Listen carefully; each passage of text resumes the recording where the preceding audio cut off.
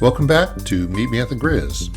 I'm Ken Clough, and today we're going to talk about something that I believe sits right at the core of a truly meaningful summer camp experience, but something that often gets overlooked. We're talking about involving scouts in summer camp. Not just attending camp, not just showing up with a packed duffel bag, a medical form, and a schedule handed to them by adults, but being involved before camp, during camp, and even after camp ends. Over the years, I've learned that the best weeks at camp weren't the weeks where everything went perfectly. The best weeks were the weeks where scouts felt like camp belonged to them.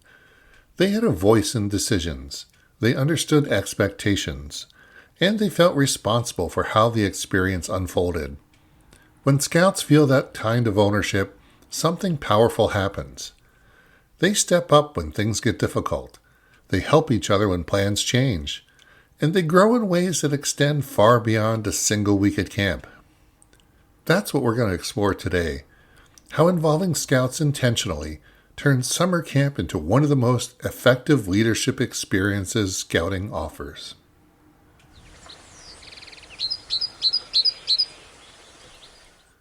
Getting scouts involved in selecting a camp. In our troop, choosing a summer camp was never something adults decided behind closed doors. Every year, we made a point of asking the scouts where they wanted to go. We talked about options. We discussed programs. We explained logistics. And then we listened. Year after year, the scouts chose Rotary Scout Reservation. Not because it was the cheapest option. Not because it was the simplest option for adults. They chose Rotary because of how it felt to them. The scouts talked about how friendly and welcoming the staff were. They remembered being greeted warmly, being encouraged in programs, and feeling like staff members genuinely wanted them to succeed.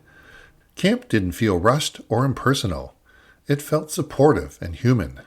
That atmosphere mattered. For scouts, especially the younger ones, feeling safe, welcome, and known makes all the difference. They also loved the familiarity. They knew the layout of the camp. They had friends from other troops they looked forward to reconnecting with each summer. They had favorite staff members they hoped would return, the people who had made camp memorable for them. Because of all that, Rotary didn't feel like a place they were being sent to. It felt like their camp. And when scouts feel that connection, they don't just attend camp. They arrive invested in making the week meaningful.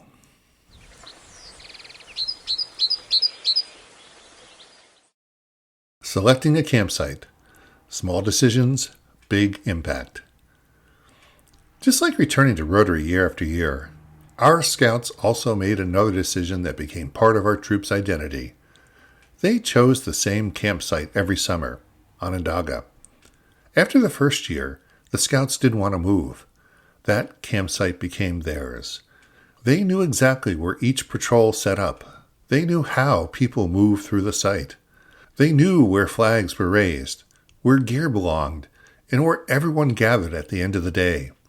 That familiarity created comfort, but it also created responsibility. Returning to Onondaga year after year gave scouts a sense of pride. It wasn't just a place to sleep. It was their space. A place where they wanted to take care of. A place they wanted to improve. It also helped leadership develop more quickly. Scouts weren't spending the first few days just figuring out where things were. They could focus on helping younger scouts settle in, organizing patrol areas, and running the campsite efficiently. It's a small decision on paper, but it had a big impact on continuity, confidence, and leadership growth.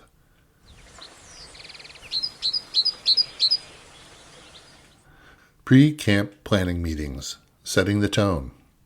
Before camp ever began, we would hold pre-camp planning meetings, and those meetings set the tone for the entire week.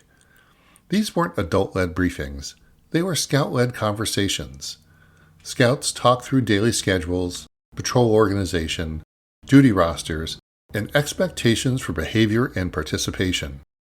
Patrol leaders worked with their patrols. The PLC discussed how they wanted the week to function and what success would look like. Adults were there to guide and clarify, but not to take over. These meetings did two very important things. First, they reduced confusion once camp started. Scouts knew what was expected of them. Second, they created ownership. When plans come from Scouts themselves, accountability feels different. It's no longer what the adults want, it's what we agreed to do. That shift matters.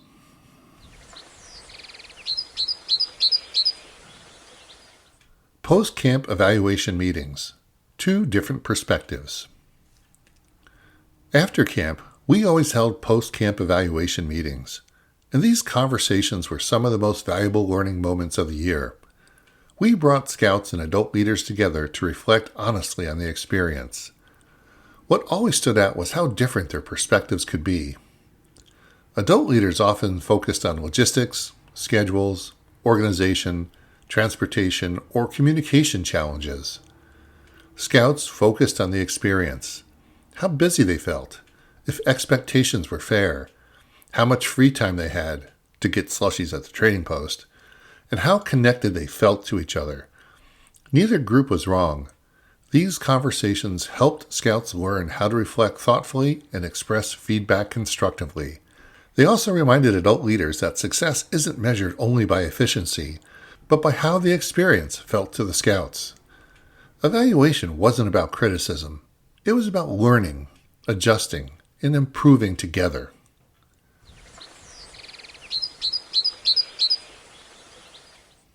Merit badge selection. Finding the right balance. Merit badge selection is one of the most challenging and important parts of camp planning. Each year you see the same pattern. Some Scouts sign up for too many badges, eager to do everything. Others build a schedule that's so relaxed they risk losing momentum. The goal isn't overload, and it isn't idleness either. The goal is balance. Scouts need to be busy enough to stay engaged and focus, but not so overscheduled that they're exhausted by midweek. Camp should stretch Scouts, but it should still leave room for fun, friendships, and rest. Helping Scouts find that balance teaches time management, self-awareness, and realistic goal setting, skills that matter long after camp ends.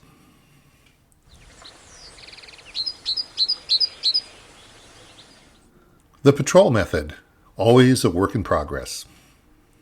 If you've ever tried to fully implement the patrol method at summer camp, you already know this. It's always a work in progress. No one wants to clean the latrine. Scouts get excited about program and forget responsibilities. Patrol leaders are learning to lead peers, not just give instructions. And that's okay. Camp is where the patrol method moves from theory to reality. One tool that helped our troop was creating a job board, similar to a buddy board. It hung in the pavilion. It clearly listed the patrol duties for the day. Scouts could see their responsibilities at a glance. They could remind each other, and excuses disappeared. That simple system reinforced accountability and allowed adults to step back and let Scouts lead.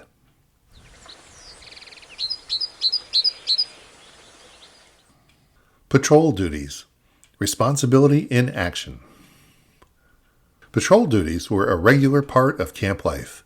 Campsite cleanup, latrine cleaning, waiter duties at meals, flag ceremonies at the campsite, cooking when appropriate.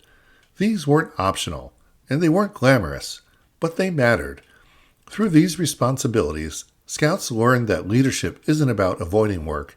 It's about making sure the work gets done. Over time, patrols developed pride in how they maintained their site and supported each other. These lessons stick throughout the year.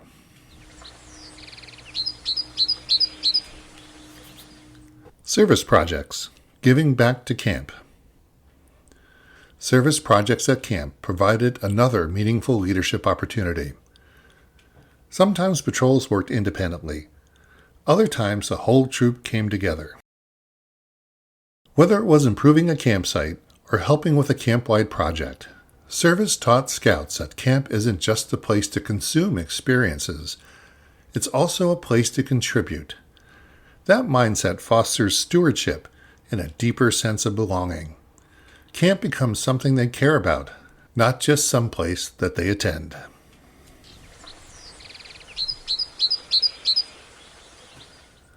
Camp as a leadership incubator.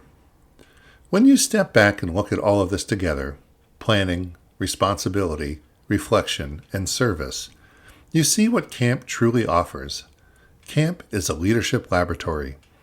Scouts learn to make decisions, manage time, lead peers, solve problems, and recover from mistakes.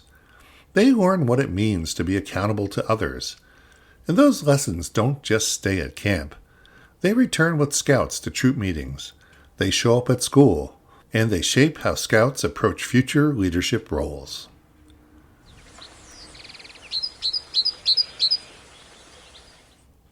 Closing thoughts. Trust the process. The biggest lesson I've learned is this. Camp works best when we trust Scouts enough to let them own it. They won't get everything right. They'll make mistakes. So will we. But when Scouts are truly involved, camp becomes more than a week away from home. It becomes a turning point. Well, that's it for this episode. Thanks for spending time with me today on Meet Me at the Grizz. If this episode resonated with you, I encourage you to share it with a fellow leader, a parent, or a scout preparing for their next camp experience.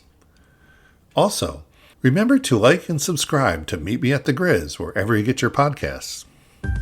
And until next time, I'm Ken Clough, and I'll see you at camp.